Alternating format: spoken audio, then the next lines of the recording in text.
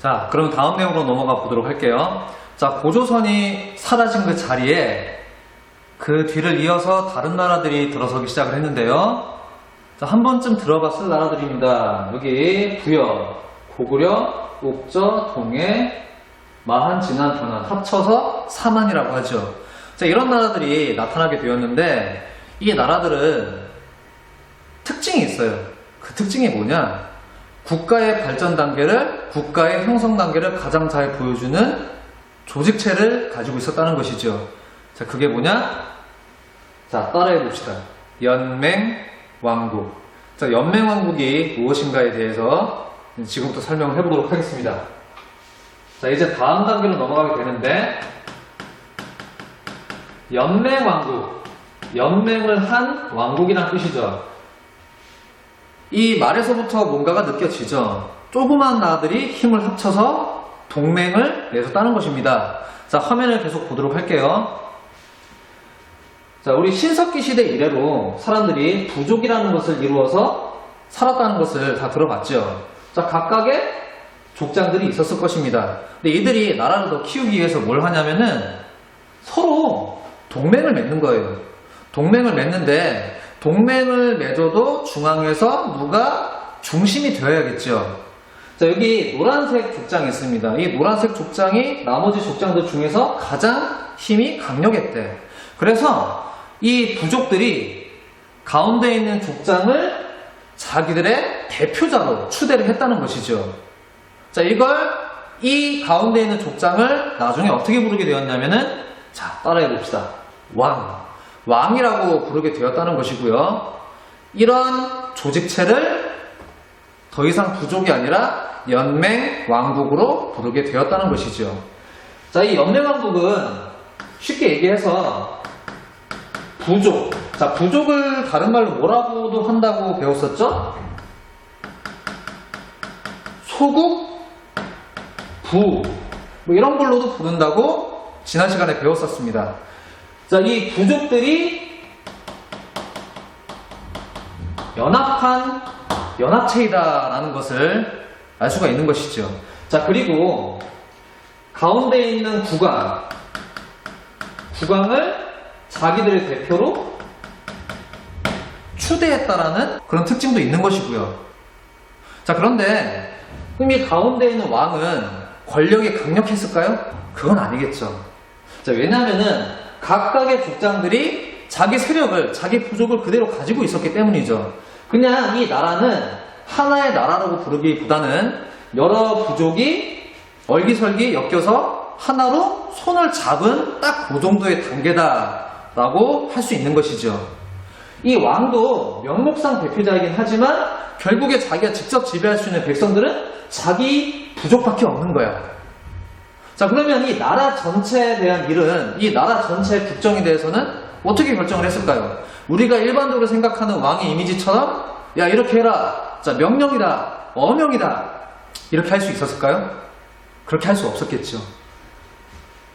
자, 국가의 전체적인 일에 대해서는, 매우 중요한 일에 대해서는 족장들끼리 모여서 반드시 회의를 하게 되었겠죠. 이해되시죠? 이 족장 회의에 대해서 여러 가지 기록이 남겨져 있는데, 예를 들면은 우리가 곧 배울 고구려에서는 제가회의라는 회의를 가지고 있었고요. 우리가 나중에 배울 백제에는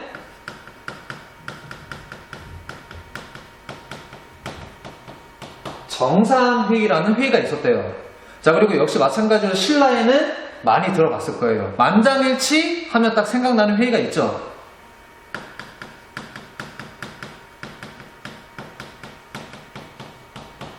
자, 화백회의라는 회의가 있었대요. 이 제가회의, 정상회의, 화백회의는 고구려, 백제, 신라가 망하는 그 순간까지도 계속 존재했던 일종의 족장회의자 귀족회의로서 존재했다고 합니다.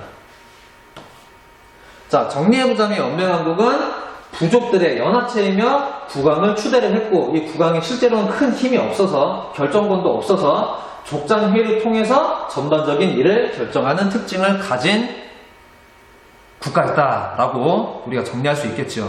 자, 그럼 이제 나라들을 하나씩 보도록 할게요. 자, 교과서 15쪽에 보면은 역시 지도가 나와 있는데요. 가장 북쪽에 있는 부여부터 한번 보도록 할게요. 자, 부여도 역시 연맹왕국이었겠지요. 이 부여가 생긴 모양새를 보니까 이런 모양새였대요. 왕을 가운데 두고 마가, 우가, 저가, 부가가 앉아있죠. 여기서 이 가는요, 족장이란 뜻이래요. 족장. 그리고 마, 우, 구, 저 각각 말, 소, 돼지, 개. 이건 당시 부족들의 이름이었고요. 자, 정리해보자면 왕을 중심으로 말족장, 소족장, 돼지족장, 개족장이 있었다는 것이죠. 이들이 하나의 나라를 이루고 있었다고 이제 전해주고 있는데요. 생긴 걸 보니까 왕을 중심으로 네 방향으로 길이 나 있죠. 이 부여는 왕을 중심으로 이렇게 네 개의 부족이 이 길을 사이에 두고 느슨하게 연합된 연맹왕국이었다라고 정리를 할 수가 있겠습니다. 자, 그래서 기록에 따르면 이 마가우가, 저가, 부가가 있었으면 이들은 각각 사출도를 독자적으로 다스렸다라고 되어 있대요. 자, 정리해 봅시다. 부여. 사출도가 있었대. 사출도는 부여가 생긴 모양 그 자체를 의미한다고 기억을 해두면 되겠어요. 이 사출도는 각각 마가, 저가, 부가, 우가, 이 네 부족의 족장이 다스리는 구역이었다라고 이해를 하면 되겠습니다. 오케이. 자, 그러면 이제 남쪽에 있는 고구려를 한번 보도록 할게요. 고구려는 부여에서 갈라져 나온 나라라고 알려져 있죠. 자, 고구려 역시 부여랑 비슷한 특징을 가집니다. 자, 보면은 부여는 마가, 저가, 부가, 우가, 그리고 왕을 포함해서 다섯 개의 부족이 연합된 연맹왕국이죠. 자, 고구려 역시 5개의 부족이 하나로 합쳐진 연맹왕국이었대요. 자, 그 특징만 짚어두고 넘어갈게요. 자, 이 족장들은 국가의 중대사가 있을 때 모여서 회의를 했다고 했죠. 그 회의가 제가회의라고 했죠. 자, 이것만 기억을 해두면 돼요. 제가회의에 모여서 이 족장들이 회의를 했고, 이 족장들은 상가 또는 고추가, 이 가는 족장을 뜻한다고 했죠. 상가, 고추가 등등으로 불렀다라는 기록이 남겨져 있어요. 자, 좀 더 남쪽으로 내려와서 이제 삼한이 있죠. 마한, 진한, 변한. 이 삼한 역시 연맹왕국의 특징을 그대로 가지고 있어요. 이 마한, 진한, 변한은 각각 따로따로라고 볼 수도 있겠지만 기록에 따르면 마한 지역에 있는 목지국이라는 나라의 지배자가 전체 삼한의 국왕으로 추대되어서 모든 나라 사람들이 목지 국왕을 따랐다라는 기록이 남겨져 있대요. 그러니까 왕을 추대했다. 전형적인 연맹왕국의 특징이죠. 자, 목지 국왕, 이런 존재가 있었다라는 거, 당시의 특징을 가장 잘 보여주는 말이니까 키워드니까 잘 기억을 해두고요. 자, 그리고 삼한에는 또 특별한 특징이 있었대. 그게 뭐냐면 정치 지배자가 있었지만, 이 족장들이 있었지만 그와 더불어 제사장들이 자기의 고유한 영역을 가지고 지배권을 따로 행사하고 있었다는 것입니다. 자, 우리가 이런 특징을 재정 분리 사회라고 하죠. 자, 따라해 봅시다. 재정 분리.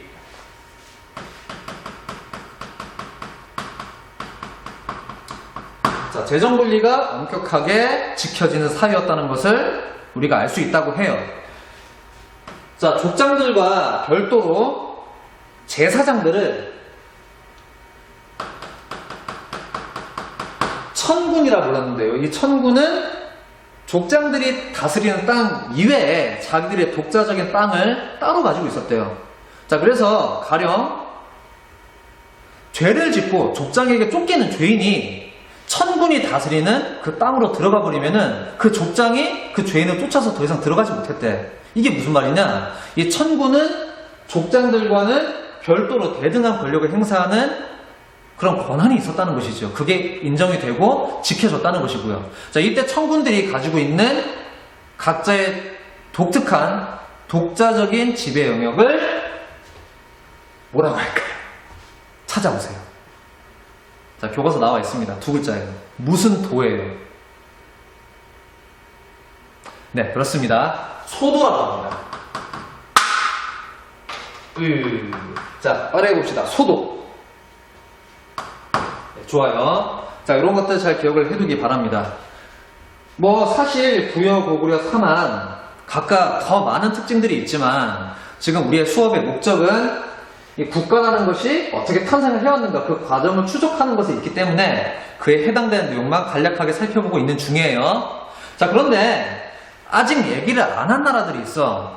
옥저랑 동해죠. 옥저랑 동해를 왜 먼저 얘기를 안 하고 뒤로 미뤘냐면요. 자, 보세요.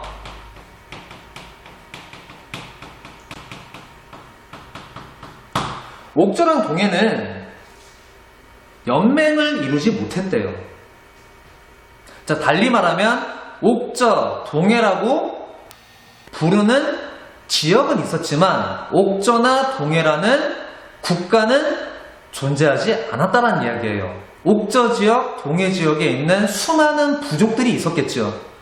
이 각각의 부족들은 옥저 또는 동해라는 하나의 나라로 뭉치지 못하고 각각 흩어져서 따로따로 살았대요. 자, 이렇게 따로따로 살면 어떤 일이 생겨날까요? 어떤 사태가 발생을 할까요? 그렇죠. 주변에 있는 이미 연맹을 잃어버린 다른 나라들한테 점차적으로 경쟁에서 밀리게 되고 힘이 약하니까 간섭을 받게 되고 계속 치이면서 살게 되겠죠. 바로 그렇습니다. 이 옥저하고 동해는 힘이 약해서 고구려한테 공물을 바치면서 선물을 바치면서 근근히 생존할 수밖에 없었대요. 이 지역에 사는 사람들은. 자, 그러다가 결국에 나중에는 고구려의 영토 안으로 편입이 되는 결과를 겪게 되었다는 것이죠. 자, 옥저랑 동해는 연맹을 형성하는 것에서 실패했다. 다 따로 흩어져서 살다가 나중에 고구려한테 먹혔다 라고 기억을 해두면 될 것 같습니다. 아시겠죠? 자, 이제 국가의 탄생에서 마지막 단계로 넘어가 보도록 하겠습니다. 자, 다시 이 칠판을 봅시다. 연맹왕국. 자, 나름대로 이제 부족들이 나라꼴을 갖추기 시작을 했어요. 하나로 연합을 해서요. 하지만 아직 완전한 형태의 나라는 아니에요. 다시 말하면 아직 완전히 하나의 나라로 합쳐진 게 아니에요.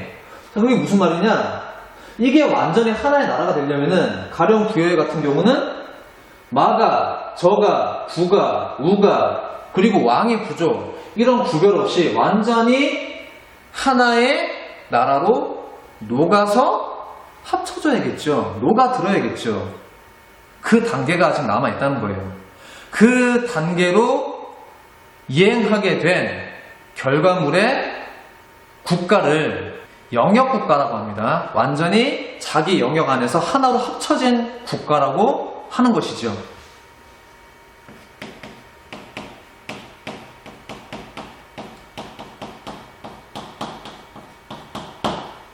자기 영역 안에서 완전히 하나의 나라가 된 국가란 뜻이에요. 이 영역국가가 될 수 있었던 그 성공의 비결이 무엇이냐? 화면 봅시다. 자, 왼쪽에 연맹왕국 그리고 오른쪽에 영역국가를 선생님이 띄워놨습니다. 어떤 차이가 있죠? 연맹왕국 보세요. 각각의 족장들이 각각의 부족을 거느리고 따로 흩어져 있죠. 얼기설기 하나로 뭉쳐있긴 하지만 완전히 하나의 나라가 아니야. 근데 오른쪽으로 보세요. 영역국가를 보면은 완전히 다 흡수가 되겠죠. 이 족장들이 오른쪽에 영역국가로 가게 되면은 어떤 변화를 겪게 되냐면은 자기 부족이 사라져요. 자기 부족이 사라지고 왕 밑으로 들어가게 된 것이에요. 다시 말하자면 왕이 어느 순간부터 권력이 더더욱더 강해져서 이 족장들에게서 부족을 빼앗아서 온전한 자기의 백성으로 끌어안게 되었다는 것이죠. 자, 그러면 족장들은 어디로 갔느냐? 왕이 족장들한테 뭔가 반대급부를 줘야겠죠.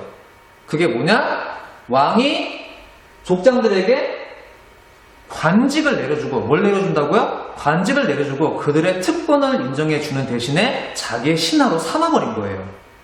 그 변화를 겪은 존재를, 변태를 겪은 존재를 귀족이라고 하는 것이죠. 자, 따라해봅시다. 귀족. 족장들이 귀족으로서 왕에게 흡수가 되었다. 왕의 신하가 되었다. 이렇게 왕이 족장들을 흡수해서 자기 신하로 만드는 데 성공한 그 국가를 영역국가라고 하는 것이고요. 자, 보면은 권력이 주변부에서 중앙으로 모이고 있죠. 중앙에서 꽉 권력을 틀어지게 되었어요. 이 과정을 네 글자로 뭐라고 할까요? 자, 따라해 봅시다. 중앙집권. 뭐라고요? 중앙집권.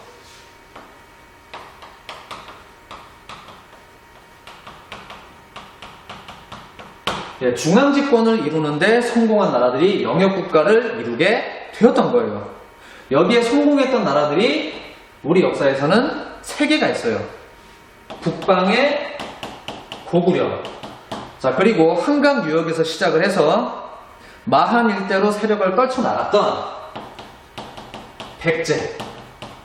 자, 그리고 진한 내부에 있는 조그만 부족으로 시작을 했다가 마침내 진한 일대를 다 아우르는 영역국가로 성장하는 데 성공을 했던 신라.